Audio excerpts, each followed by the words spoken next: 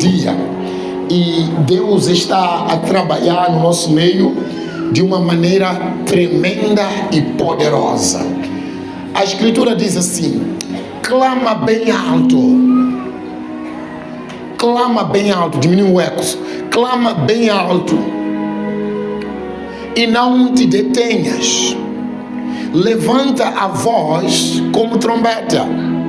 Anuncia ao meu povo a sua transgressão. Todo mundo diga: a transgressão do povo. A transgressão do povo. Vocês já entenderam aqui? Amém. Deus chama o profeta e diz para ele clamar bem alto para todos ouvirem. Ele diz: não pode parar, não pode te deter, não tenha medo. Eu quero que você confronte o meu povo. Entenda bem, é povo de Deus. Deus não está a negar que não é povo dele. Deus não te nega, você é povo de Deus. Amém. Amém? Amém. Então ele levanta o profeta e diz para ele: anuncia. E não pode ser pouco, tem que ser em voz alta. E ele diz: não te detenha, levanta a voz bem alta, tem que ser como trombeta. O que você precisa fazer é anunciar ao meu povo a sua transgressão. Alguém me pergunta: qual é essa transgressão? Qual é essa transgressão? Porque Deus aqui acusa o povo de estar a transgredir. O povo não está a andar na linha. O povo está a transgredir a Deus, está a transgredir os planos de Deus. E o versículo a seguir, aí ele diz assim: assim eles dizem, porque Deus agora vai mostrar qual é a transgressão. Olha, bater uma, diga: qual é a transgressão? Qual é a transgressão? Eu até pensei por um momento que essa transgressão é porque eles fumaram ou porque eles beberam. Eu pensei que essa transgressão é porque eles prostituíram ou traíram. Mas essa transgressão não tem nada a ver com traição, não tem nada a ver com beber, não tem nada a ver com ir no ocultismo ou procurar outros deuses. É um tipo de transgressão bem sutil que tem a ver com o teu relacionamento com Deus, e principalmente no tempo de jejum. É possível pessoas transgredirem em jejum e não poderem entender o plano e o propósito de Deus. Agora escuta aqui. Aí Deus lhes acusa e ele diz assim: ainda assim eles me procuram todo dia, têm prazer em conhecer os meus caminhos. Quer dizer que eles vinham na church, gente, eles vinham na igreja, eles oravam, eles tinham prazer em querer conhecer os caminhos de Deus. Eles queriam ouvir a voz de Deus, eles queriam ouvir alguma profecia, eles queriam ouvir alguma instrução da parte de Deus, eles queriam ouvir um toque da parte de Deus, eles queriam assim ouvir. E como nós que estamos aqui, nós queremos ouvir a voz de Deus. Nós queremos que Deus nos fale alguma coisa. Nós queremos que Deus nos diga alguma coisa. Nós temos uma certa fome de querer conhecer a vontade de Deus e os caminhos de Deus.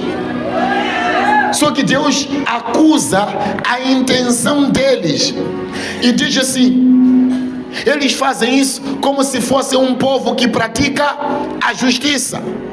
Como se fosse um povo. Será diminuir o meu volume? A ideia não é volume, o raio, alguma coisa está desse lado. Ele disse como se fosse um povo que pratica a justiça. Eles estão a procurar Deus como um povo que pratica justiça. Só que, segundo Deus, Deus chama a atitude deles como um povo que não está a praticar justiça. Olha, bater mão, diga: o que é justiça? O que é justiça? Deus explica aqui: e não abandonam as ordenanças do seu Deus.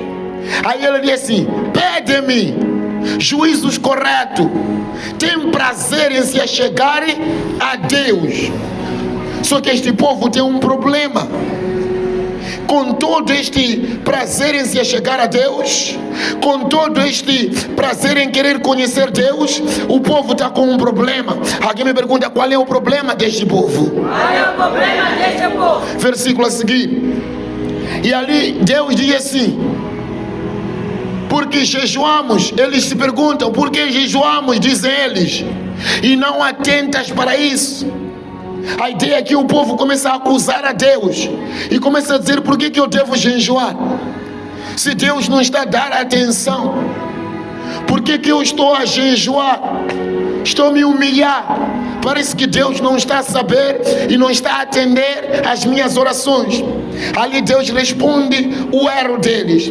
Erro número 1. Deus diz assim: no dia em que jejuais, cuidai dos vossos próprios negócios e exigis que se façam todos os vossos trabalhos. Quer dizer que o jejum deles não estava intencionalmente direcionado a Deus. Era um jejum de faz de conta. Era um jejum para cumprir o horário, para dizer para as pessoas: eu jejuei. Mas não havia no coração deles uma intenção clara de querer conhecer a Deus. Não havia no coração deles uma intenção clara de querer saber a vontade de Deus. Não havia na mente deles uma intenção clara de querer praticar a justiça que Deus demanda. Então, eles estavam a jejuar, mas o jejum era só uma questão de cumprir rotina. Simplesmente fiquei à fome. Não tinha uma intenção clara de praticar as obras da justiça que agradam a Deus. Eles continuavam na mesma rotina da vida deles. A diferença é que estavam à fome. Continuavam agindo do mesmo jeito. A diferença era que estavam à fome. E ali eles confundiram o estar à fome como se fosse o jejum perfeito. Sem entender o jejum perfeito, a ideia não é só ficar à fome. A ideia é procurar se achegar mais perto de Deus. A intenção da oração jejum, gente, não é cumprir rotina. Vai te causar desgaste emocional. A oração a intenção de um verdadeiro jejum é você subir o monte de Deus. É você dizer: eu quero mais revelação, eu quero fazer o que é certo, eu quero conhecer esse Deus, eu quero ter intimidade com este Deus.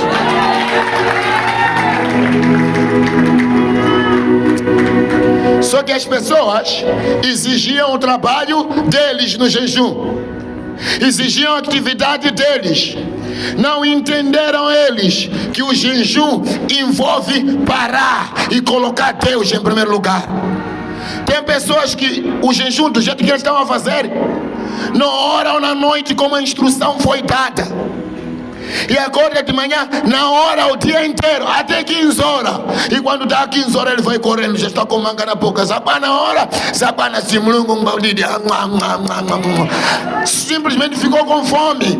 Não procurou Deus no meio do caminho. Diga: a intenção é meditar na palavra de Deus. A intenção é meditar. Abre mais um pouco, estou me esforçar.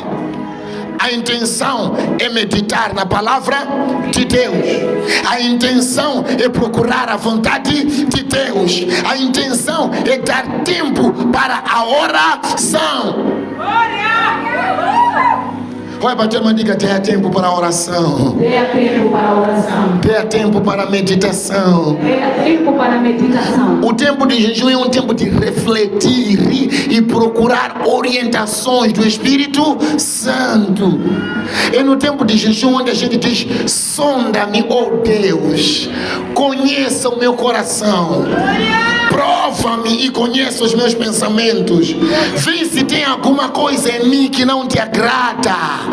Convença-me que eu vou deixar e ensina-me a andar por caminhos retos, e assim eu farei a sua vontade. Versículo a seguir, Deus diz assim: vocês jejuam para brigas e rixas. A pessoa está no tempo de jejum, está a se tirar com outro, está a fofocar em jejum. está a carregar informações negativas em jejum. Quer dizer, quando você pega em jejum, você já está a pegar no espírito de vez. Está a mostrar perante Deus que você já é um carrasco estragado. Está a namorar em jejum. Já não tem recuperação. Queimou placa.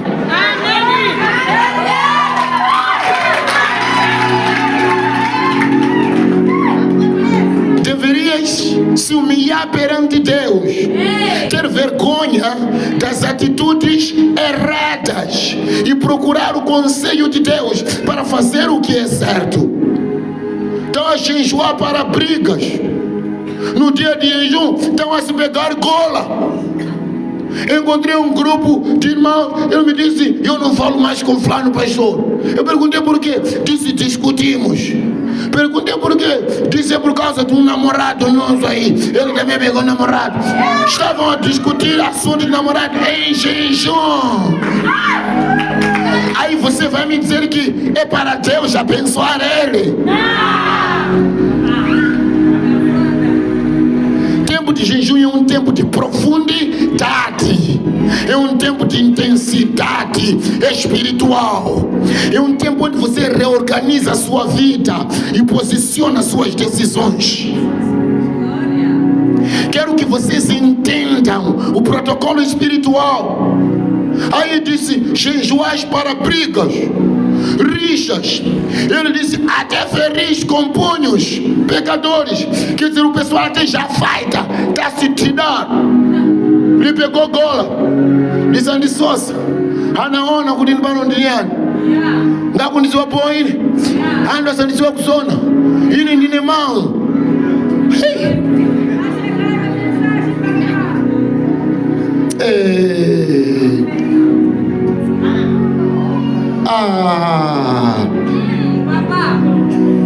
Ele disse: se quiserdes que a vossa voz se faça ouvir no alto, não jejuais como jejuais hoje. O que você está a fazer está errado. Ainda que você está a tentar se aproximar diante de Deus, há um erro nessa atividade. Versículo a seguir. Aí Deus disse: seria esse o jejum que escolhi? Deus disse: esse jejum que eu escolhi? Você pensa que o que Deus quer é que você se humilhe, sofra com fome? A ideia não é você sofrer, a ideia é você se purificar. Ele disse: não é esse jejum que eu escolhi. Que um dia para o homem se humilhe, inclina sua cabeça como um junco ou bambu, ou que deite-se com pano de saco e cinza.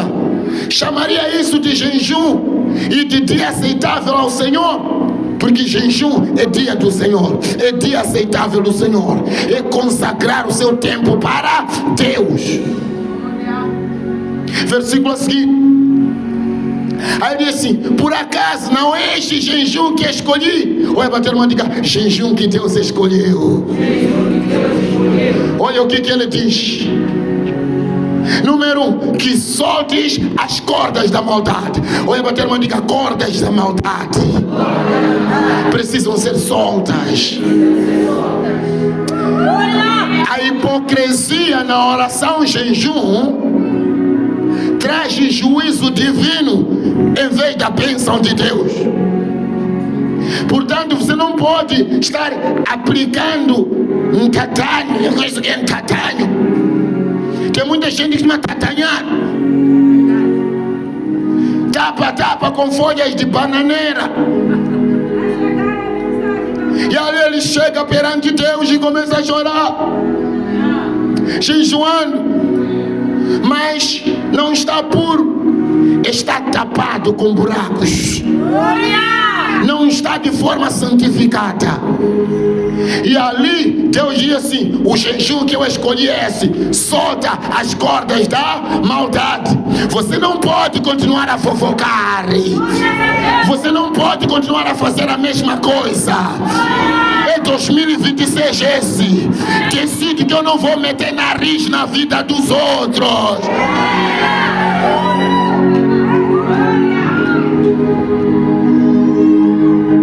Muita gente jejua metendo nariz na vida dos outros.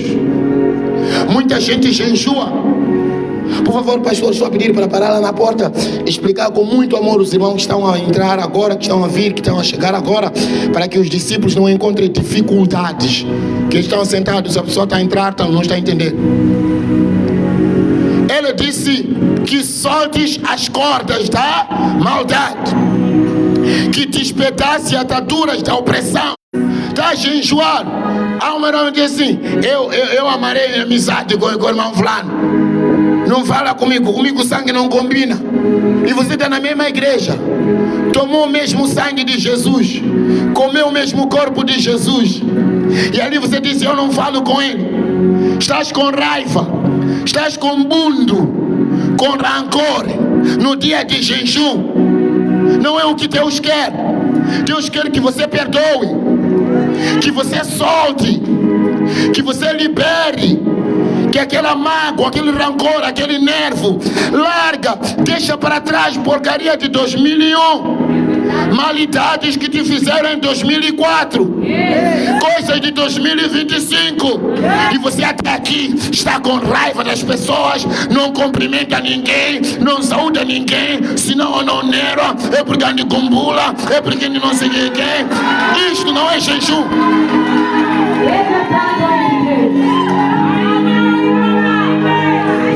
Um jejum verdadeiro inclui fazer as pazes, refazer as coisas, ir para a pessoa que te ofendeu e dizer para ela: sabe o que? Foi algo que aconteceu, eu também cometo erros, se Deus me perdoou, eu também. Não é que sangue não combina comigo, e ninguém funa, não é, saca a camisa do mundo, gani. Não, é um mandamento. Quantas pessoas aqui vão obedecer o santo mandamento aqui? Esse jejum tem que ser virado para fazer o que é certo. Esse jejum tem que ser virado para fazer as pazes. Esse jejum tem que ser virado para trazer um conserto nos nossos relacionamentos. Alguns de nós, a escritura até nos ataca, dizendo, muitos dizem que eu amo a Deus e odeio seu irmão. Se você diz que ama a Deus e odeia seu irmão, a Bíblia te coloca na classe de assassinos. E ele te chama que você não conhece a Deus. Então existe o lado prático de jejum. Se alguém te ofendeu, vai pedir perdão e vai perdoar. Se você ofendeu alguém e sabe que alguém está chateado por causa de você, sabe o que você faz? Vai lá lhe pedir desculpas. Às vezes não precisa esperar que a pessoa venha e te reconheça. É um orgulho estúpido que faz isso.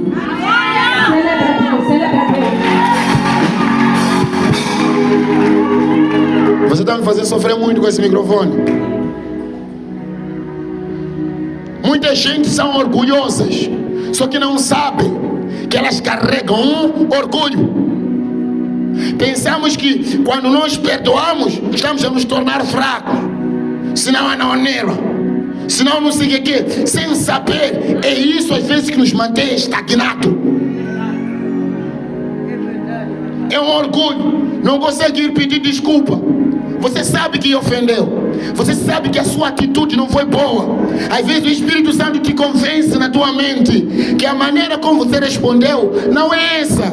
A intenção da pessoa era só te cumprimentar, aí você respondeu com uma banda.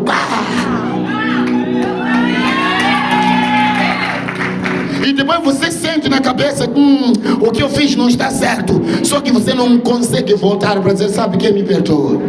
O que eu falei, eu estava não com uma boa intenção. Sabe por quê? Porque você é orgulhoso. E a Bíblia diz, Deus resiste aos orgulhosos, e a graça é dada para os humildes.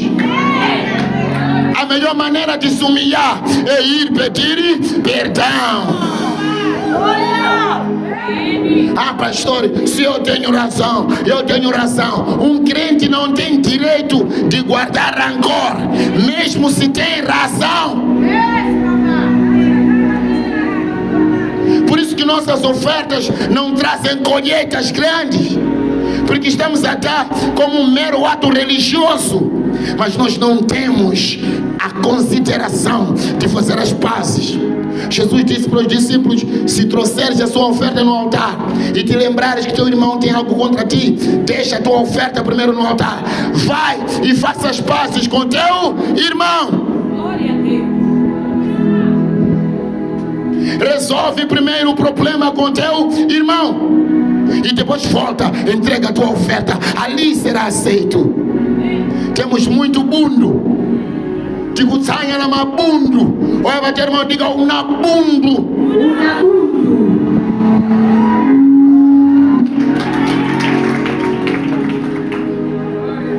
E essa atitude tem feito que nossas orações fiquem baratas. Desfaça as ataduras da opressão. Ponhas em liberdade os oprimidos e despedace o teu jugo. Quer dizer, aquelas pessoas que você está a oprimir, liberta elas. Você está a enjoar a impor castigo para os outros. Liberta elas. Solta elas. É um tempo novo. É um tempo de perdoar. Você não pode viver o 2026 com raivas, com o coração trancado. O Espírito Santo não tem como entrar e se estabelecer no teu coração, porque você está trancado por dentro.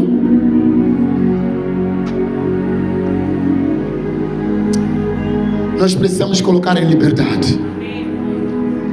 Rancores que a gente guarda é a mesma coisa prender alguém na mente. Se você não consegue apanhar sono meditando o que a pessoa te fez, aquela pessoa se torna um prisioneiro teu na mente. Se você não lhe soltar, então toda a profecia, toda a oração se torna obsoleto, perde funcionalidade. Verdadeiro implica praticar as boas obras, repartir o pão com o faminto. Você precisa abraçar a causa da justiça, porque para Deus é justiça praticar as boas obras. Não é só ficar à fome, mas é entender que eu preciso carregar uma certa responsabilidade. Repartas o pão com o faminto. Recolhas em casa os pobres desamparados.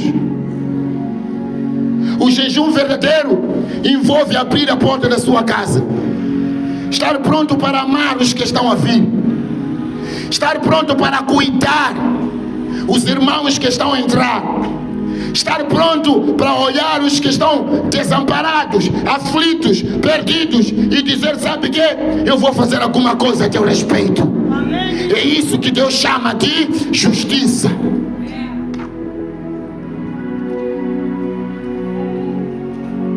Ele disse que vistas o nu.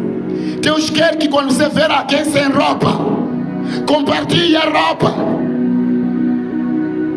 Alguns de nós temos guarda-fatos e roupas que a gente já nem usa, já nem chega, passou da moda. Nós podemos usar essas roupas para praticar justiça, olhar para quem não tem e dizer: sabe o que? Eu te abençoo, Deus te abençoe. O cubras e não o deixes, e não deixe de socorrer o próximo. Deus quer que quando você ver o próximo sofrendo, quando você ver o próximo na situação de dificuldade, que você lhe socorra, que você socorra. Versículo seguinte, aí a escritura diz: então, todo mundo diga então. Veja a promessa de Deus. Ele disse: então a tua luz romperá como a alva, e se você estiver doente, a tua cura logo chegará. As boas obras transmitem cura. As boas obras ativam a bênção de Deus. As boas obras trazem glória e transformação. As boas obras te elevam e te posicionam. A tua cura logo chegará. O que você precisa logo vai chegar. A profecia que você recebeu logo vai se manifestar. Aquilo que você está à espera logo vai se manifestar. Quantos querem aqui que a profecia se cumpra? Quantos querem aqui que as promessas cheguem na sua vida? Quantos querem aqui que coisas novas e coisas boas aconteçam? Então aqui está o segredo.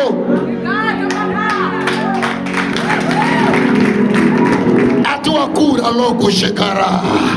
O teu esposo logo chegará. A tua esposa logo chegará. O teu bebê logo chegará. O teu emprego logo chegará. A tua bênção logo. Prega para alguém, olha para alguém e diga: vai chegar logo.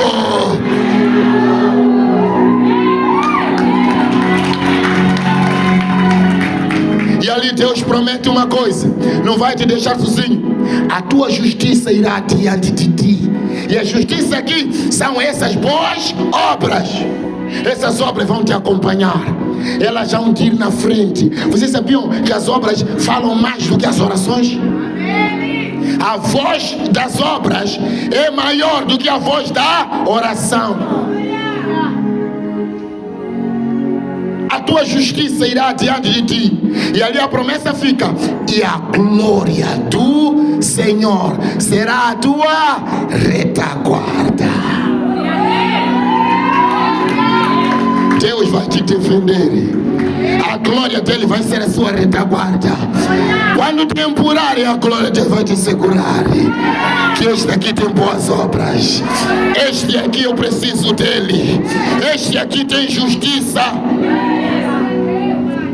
Deus chama a nossa atenção para a prática das obras no momento de jejum. Não podemos ser hipócritas como fariseus, que têm práticas religiosas, mas não têm obras da fé. Tiago disse: a fé sem obras está morta. João disse: não amemos somente com palavras, mas sim com obras e em verdade. O que autentica uma fé é o que você vai fazer de forma prática. Muita gente tem muita teoria, zero prática. Você pode sentar na carteira, estudar tudo a respeito de condição, mas se você não sentar no carro, pegar o volante, meu irmão, mesmo com tanto conhecimento, não vai funcionar.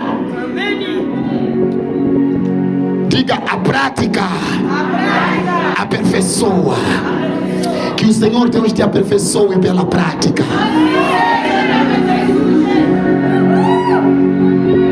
Fé sem obras é morte. Não tem diferença com qualquer um que anda por ali. Não tens recompensa, porque tem obras que demandam recompensa. Com o que Deus vai te recompensar? O que você está a fazer para merecer a recompensa? As obras te anunciam. As obras te seguem. As obras te elevam. E as obras te exaltam. Versículo a seguir. Aí ele diz assim: então clamarás.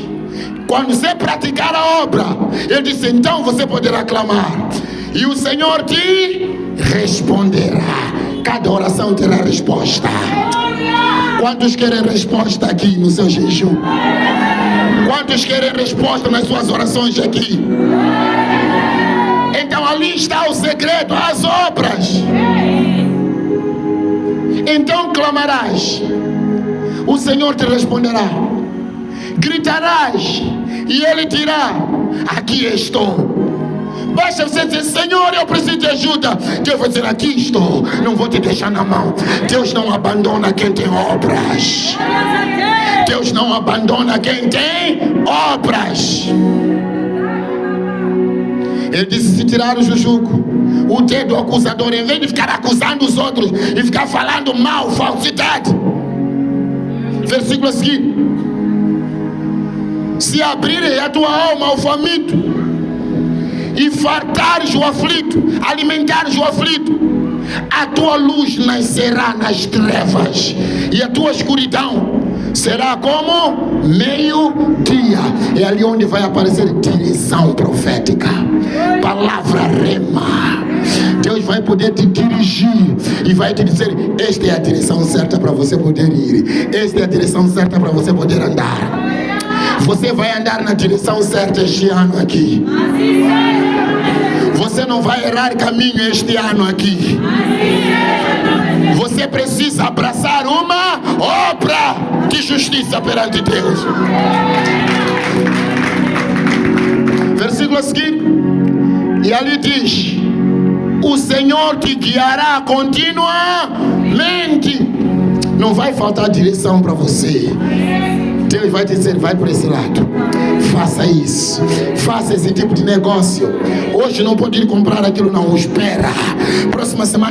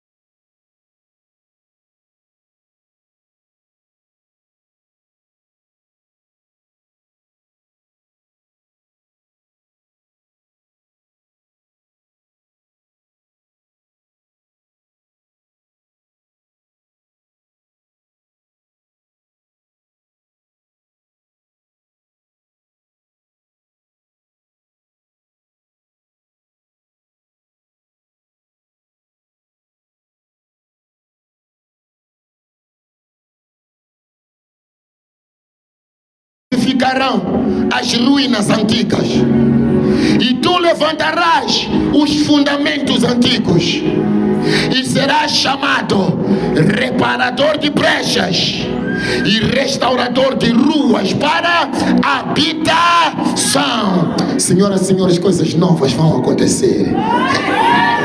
Você vai restaurar brechas.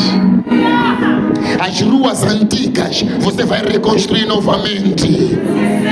Onde seus familiares não conseguiram chegar, você vai chegar lá. Você vai ser o primeiro a subir no avião em nome de Jesus. Vai ser o primeiro a carimbar passaporte para outro país em nome de Jesus. Moçambique não vai ser a sua cadeia até a morte. Você não vai morrer na mesma província. As portas vão se abrir para você. Celebra o Senhor com alegria.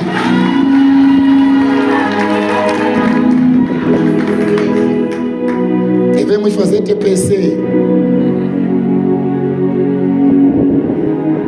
E são as obras que vão definir este progresso. A ideia não é só sentar na igreja. A ideia é entender que eu este ano vou ter que fazer coisas diferentes. Este ano não vou continuar sendo a mesma vítima. Eu vou ser relevante. Tem que haver relevância. A relevância é o que vai definir o progresso. E aí eles começam a mexer e fica tudo torto. Olha, bater uma diga relevância. Muita gente não tem relevância. Por isso que a vida deles às vezes não estão ali para suprir a necessidade do reino dos céus. Tem muita gente que está na igreja só para eles, orando só por eles, para que a bênção seja só para eles. Não entendem o assunto de relevância e que a justiça segundo Deus envolve abençoar os outros. No livro de Mateus, capítulo número 5, no versículo 14, Deus começa dizendo: vós sois a luz do mundo. A ideia é emitir a obra, a glória de Deus para as outras pessoas. Ele diz: não se pode esconder uma cidade situada sobre um monte. Quer dizer, é para você ficar visível, ser uma pessoa relevante, alguém que outros podem confiar. Você precisa ser alguém que as pessoas te verem e dizerem: graças a Deus ele chegou, graças a Deus porque ele está aqui, graças a Deus pela vida dele. Quantas pessoas que podem dizer graças a Deus pela tua vida? Muita gente está escondido. Nós precisamos ser relevantes. Alguém me pergunta: como ser relevante? Como ser relevante? São as obras que te tornam relevante. Versículo seguinte. Jesus diz assim: nem se acende uma candeia e coloca-se debaixo de um cesto, mas coloca-se no velador. Imagina essa lâmpada que está aqui, para iluminar. A gente pegar a lâmpada, colocar num saco, acender dentro do saco, amarrado e colocar no tambor. Alguém faz isso? Olha para ter uma diga: obras não se escondem. Obras não se escondem.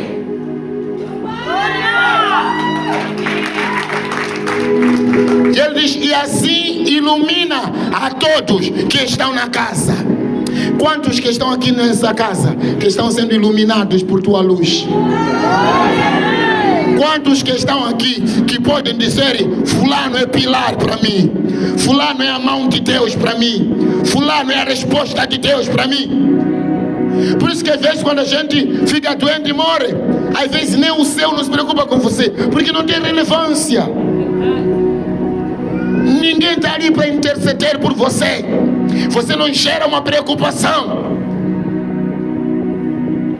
Versículo seguinte: assim resplandeça a vossa luz diante dos homens. Que luz é esse? Jesus responde: para que vejam o quê? As vossas boas obras e glorifiquem o vosso Pai que está onde? No céu. As pessoas têm que ver essas obras. A tua luz são as obras. Deixa essas obras falarem. Deixa essas obras acenderem, para que todos possam ver e entenderem que aquele é um pilar, que aquele entrou, aquele chegou. O assunto vai ficar bem aqui na casa. Fulano é a mão de Deus. Senhoras e senhores, pessoas relevantes receberam a visita de Deus. Livro de Lucas, capítulo 7, versículo número 5. Livro de Lucas, capítulo número 7, versículo de número 5. Nos fala de um centurião. um homem que não era judeu. Esse centurião teve um problema. Volta no versículo número 4 só. Volta ao versículo número 3. Tendo ouvido falar de Jesus, centurião enviou algumas autoridades dos judeus para pedir que viesse curar o seu servo. Ele tinha um servo doente em casa. E ele enviou mensagem para a igreja, para que pudessem avisar Jesus, para que viesse na casa dele e poder exercer a cura. Versículo a seguir. A Bíblia diz assim: e aproximando-se de Jesus, eles lhe rogavam com insistência e diziam: ele é digno. Ele é digno. Em outras palavras, as pessoas olharam para Jesus e disseram para Jesus: ele merece. Ele merece. Ele é digno. Ele é digno que você faça isso. Vai em casa dele, porque ele é digno. Versículo a seguir. Aí ele diz: porque ele ama a nossa nação e ele mesmo construiu para nós o que? Sinagoga. Este homem construiu igreja, colocou o pilar da sinagoga. Quando teve problema, a mesma igreja se levantou e começou a interceder diante de Jesus para ele, a dizer que não, vamos fazer algo para ele. Vai, porque ele é digno, porque ele ama a nossa obra, ele ama a nossa família, ele ama a nossa igreja. Ele fez isso por nós, ele construiu isso por nós. São as obras que fazem a diferença. Está vendo? Quando não é o próprio Jesus, quando são as pessoas a irem onde está Jesus, a dizerem: Senhor, ele merece. Quando as pessoas param e começam a interceder, ele não pode ficar doente, ele merece. Ele merece, Senhor, ele não pode morrer. Ele merece. Não deixa que a tristeza chegue em casa dele, porque ele ama a nossa nação, ele ama essa igreja. Graças a ele que temos essa estrutura, graças a ele que temos esta bênção. Então, ó Deus de Israel, vai até na casa dele e resolve este problema.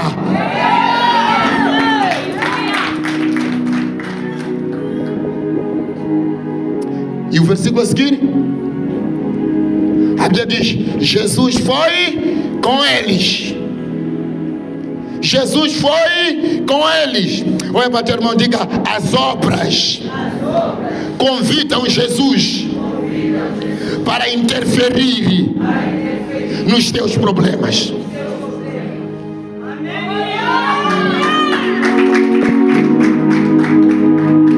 No livro de Atos dos Apóstolos, capítulo de número 16, versículo número 14. Atos 16, versículo número 14. Está escrito assim: uma das mulheres que nos ouviam, chamada Lídia, ela era uma vendedora de tecidos, era comerciante.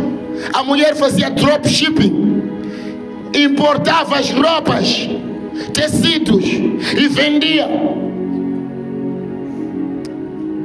E a Bíblia diz: vendedora de tecido da cidade de Tiatira, era temente a Deus, e o Senhor lhe abriu o coração para acolher as coisas que Paulo dizia. Versículo seguinte: depois de batizada com as pessoas da sua casa, ela nos suplicou: se me tem considerada crente no Senhor, entrai e permanecei na minha casa.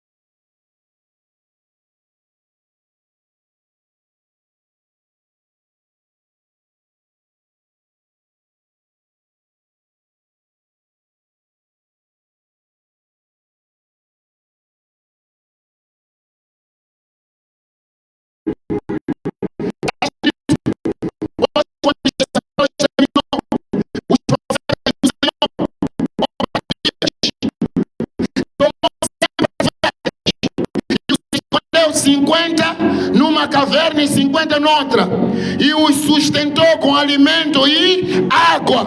Este é Obadias. Obadias sabia que a igreja estava em crise, pastores estavam sendo perseguidos, profetas estavam sendo perseguidos, e ele escolheu um ministério diferente. Ele disse: eu vou me aliar aos propósitos de Deus, eu vou me aliar à agenda de Deus, eu vou fazer a vontade de Deus. E ele disse: não vou deixar que os profetas de Deus padeçam a fome, não vou expor eles nas redes sociais para que eles sejam atacados, vou defender eles. E ali ele levou 100 deles, colocou 50 escondidos numa caverna, 50 escondidos noutra caverna, e ele lhes alimentava, buscava água para eles dar, trazia comida para eles, dava de comer, porque ele sabia que os homens de Deus estavam em crise, precisam do nosso amparo, precisam do nosso cuidado. Hoje em dia, se os homens de Deus ficarem em crise, a própria igreja é a primeira a lhes vender. Não há ministério. Este homem escolheu um ministério diferente.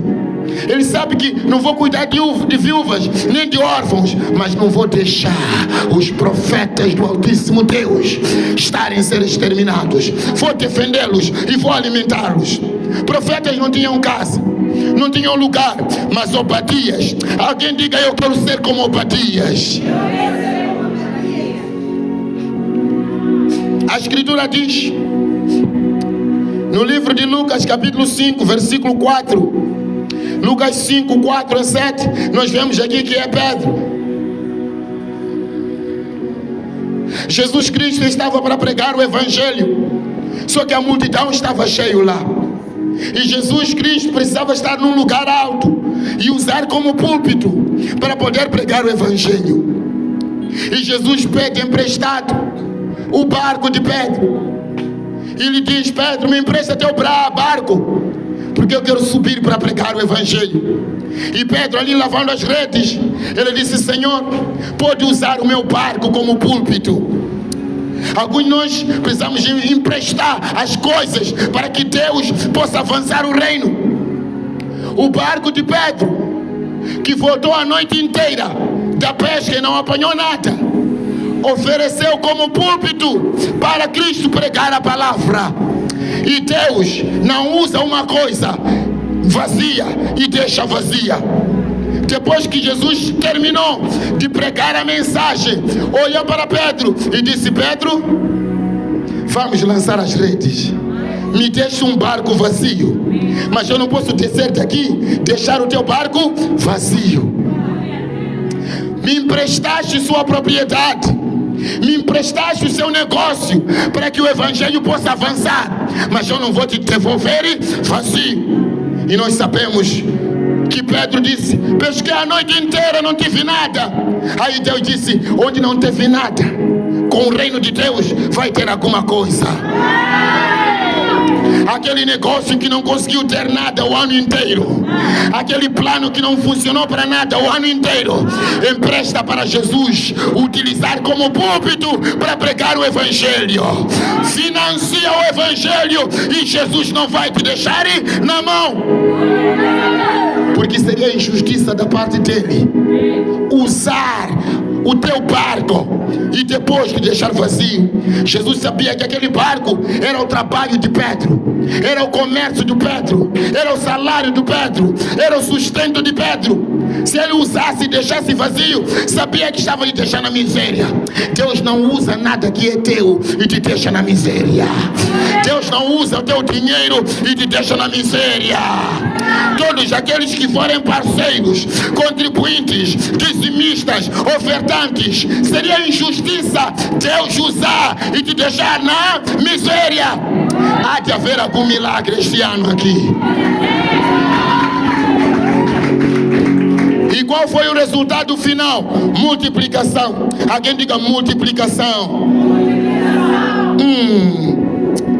No livro de Atos dos Apóstolos, capítulo de número 9, versículo 39. Atos dos Apóstolos, capítulo 9, versículo 39.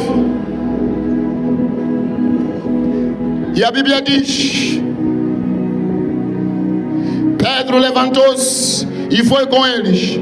Quando chegou, levaram-no no quarto acima, e todas as viúvas cercaram chorando e mostrando-lhe as roupas e vestidos que Dorcas fizera enquanto estava com vida. Dorcas tinha um ministério diferente. O ministério dela não era pregar o evangelho. O ministério dela não era orar pelos doentes. O ministério dela era cuidar das viúvas.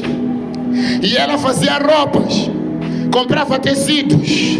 A mulher era modista, uma alfaiate. E sempre que ela fazia negócio dela, aquilo que sobrava, ela comprava tecido a mais, fazia roupas e chegava na igreja, olhava para viúvas e dizia: Deus te abençoe, aqui está para você, aqui está a roupa para você, aqui está isso para você. Esse era o ministério de Dorcas. E a Bíblia diz que um dia Dorcas ficou doente e Dorcas morreu. A igreja tremeu, porque sabia que estava a perder um grande pilar. Tem pessoas que quando se ouve que está doente, a igreja treme. Tem pessoas que quando se ouve está doente, pastor jejua imediatamente, a intercessão é chamada imediatamente, porque são pilares na obra. Dorcas morreu. A igreja mandou chamar o apóstolo Pedro. Vem para cá agora, temos uma situação séria. E levaram Pedro para subir até no quarto onde ela estava. E a escritura diz: as viúvas estavam ali, todas estavam ali.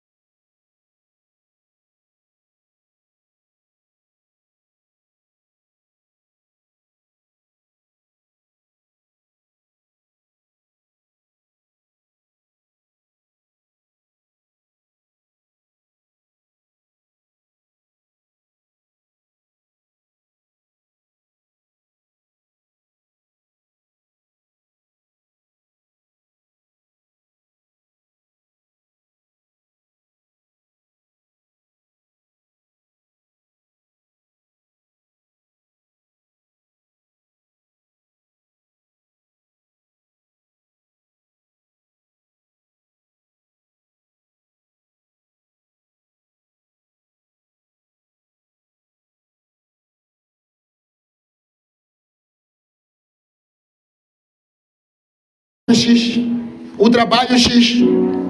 Eu vou ajudar no rancho para o meu bispo. Nem que seja que eu contribua com leite de 50 meticais. Eu vou fazer isso. Mas vou fazer isso com consistência. Mensalmente. Vou expor um budget. Vou me tornar sócio da pregação do Evangelho. Vou ser um pilar.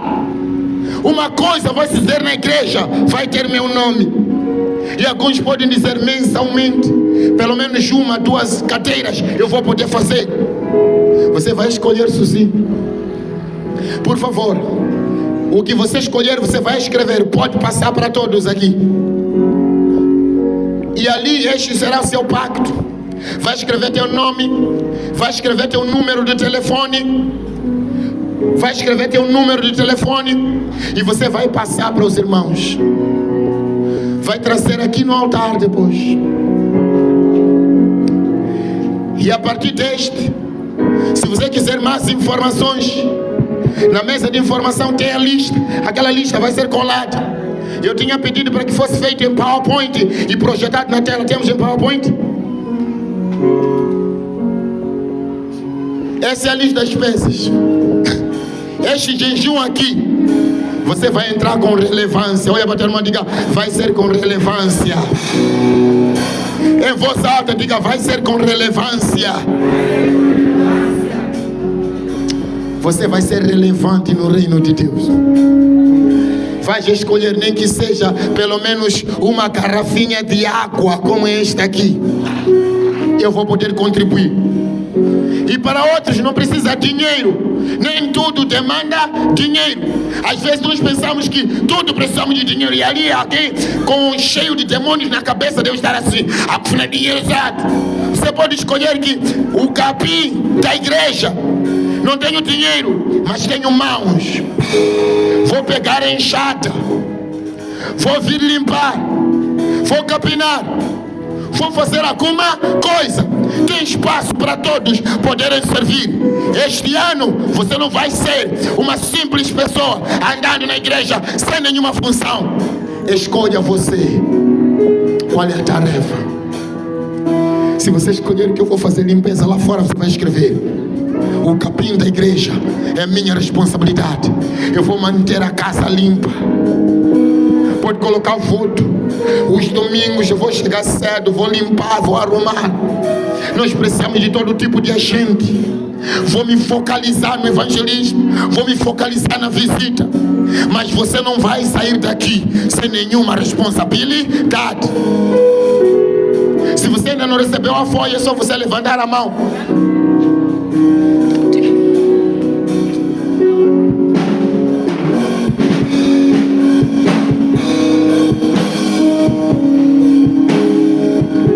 Antes de você sair, você aqui na mesa de informações lá, você vai acessar uma folha. Você vai escrever algo. Que eu vou ser como Tabita, vou ser como Obadias, vou ser como Dorca, vou ser como a mulher sunamita, vou ser como aquele grupo de mulheres. Cada um contribua de acordo com o que decidiu no coração, não com tristeza ou por constrangimento, pois Deus ama a quem contribui com alegria. Olha para a tua irmã, diga: vamos dar com alegria. Vamos fazer com alegria. Quantos vão fazer algo aqui para a obra de Deus? Esta é a sua responsabilidade. E todos aqueles que fazem com alegria, Deus abençoa. E o versículo a seguir diz: e Deus é poderoso para fazer toda a graça transbordar em vós. Existe uma graça, gente. Existe uma unção, gente, que vai transbordar sobre a tua vida, a fim de que, tendo sempre o suficiente em tudo, transbordeis em toda boa obra. Ao teres o suficiente, você vai fazer a boa obra. Ninguém fala nesse momento, por favor, preste atenção. Alguém avisa aquela irmã ali para poder calar. Avisa essa minha filha de couro para poder calar um pouco, para o pastor já falar aqui. E Deus é poderoso para fazer toda a graça transbordar em vós, a fim de que, tendo sempre o suficiente em tudo, nada vai te faltar este ano aqui. Eu declaro, nada vai te faltar este ano aqui. Eu profetizo, haverá bênção para ti este ano. Existe lugar para a tua vida este ano. E ele disse, você vai transbordar em toda boa obra. Diga, este ano eu vou ter uma obra. Diga, este ano a casa de Deus. Diga em voz alta, será minha prioridade. Diga, este ano a obra de Deus será minha prioridade. Em nome de Jesus, dá glória a Deus. E no versículo a seguir, ele diz, conforme está escrito, ele distribuiu, deu aos pobres, e a sua justiça permanece para sempre. Versículo a seguir, aí ele diz, aquele que dá semente ao que semeia e pão para comer, também suprirá e multiplicará a vossa semeadura e aumentará os frutos da vossa justiça. Todos os frutos da sua justiça vão aumentar em nome de Jesus. E o versículo a seguir diz, e em tudo sereis enriquecidos. Alguém me pergunta, para quê?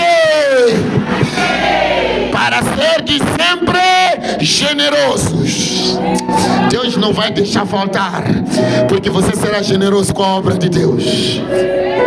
Sobre esta aliança aqui, eu quero pedir, aquele que decidir que é o que eu vou fazer, venha na fila aqui. Eu vou te ungir para este compromisso. Faça uma fila aqui assim. E eu já concluí. Isso serve para aquele que está online também.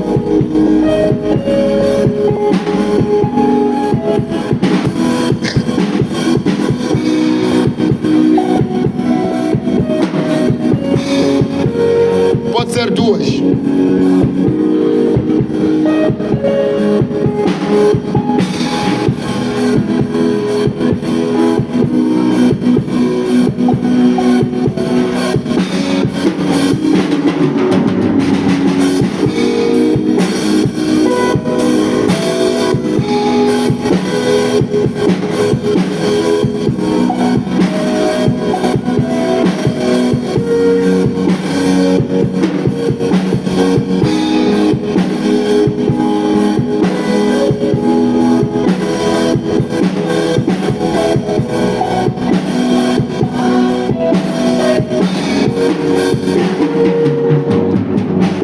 Escuta aqui, este é um compromisso do ano 2026.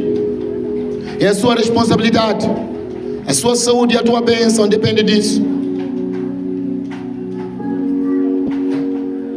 E Deus está te dando essa oportunidade. Tem umas irmãs que estão a falar muito lá, eu terei que disciplinar uma delas. Eu pedi para que houvesse silêncio e ela está a falar sobre. Alguém diz para ela poder, que o pastor está a prestar atenção em você. Por favor, espere um pouco só, depois você vai informar. Nós precisamos de 24 irmãos para fazerem parte do grupo de consolidação. E os que devem fazer parte devem esperar depois do culto, terem acesso ao irmão Estupa, para poderem assim receberem a instrução. Nós queremos que as pessoas trabalhem na obra e você precisa servir. E os irmãos que se comprometeram em ajudar o casamento do irmão Campira podem começar a trazer os produtos, porque já estamos na hora. São convocados todas as mães a participar no ensaio na quinta-feira. Temos ensaios, já estão a começar a enfraquecer nos ensaios. Temos informações dos funerais.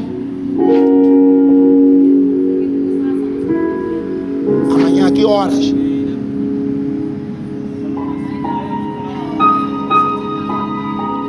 Então, assim que terminar esse culto aqui, os que puderem sair podem acompanhar o grupo de Mãe Pastora para passarem dali, por favor, no funeral e poderem ouvir. Eu não sei também qual será o horário do funeral de reassentamento, mas também nós vamos precisar que os irmãos nos ajudem a podermos abençoar eles, em nome de Jesus, amém?